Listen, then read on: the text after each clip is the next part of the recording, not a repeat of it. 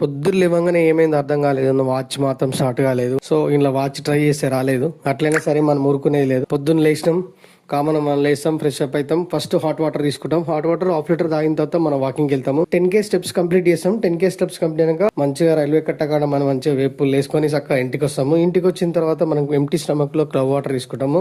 అది కంప్లీట్ అయిపోయిన తర్వాత ఈ రోజు నాకు స్పెషల్ గా పని వచ్చింది. పని రావడం వల్ల 2 డేట్స్ తిన్నాను. అది కంప్లీట్ అయినాక మన మిల్క్ ఉంది కదా, ఇది మిక్స్డ్ మన అన్ని మిక్స్ చేసి సీడ్స్ అని చేసిన పౌడర్, ఇది ఒక 200 ml చేసుకున్నాను. అది కంప్లీట్ అయిపోయిన తర్వాత ఈ రోజు అర్జెంట్ పని మీద కామారెడ్డి పోవాల్సి వచ్చింది.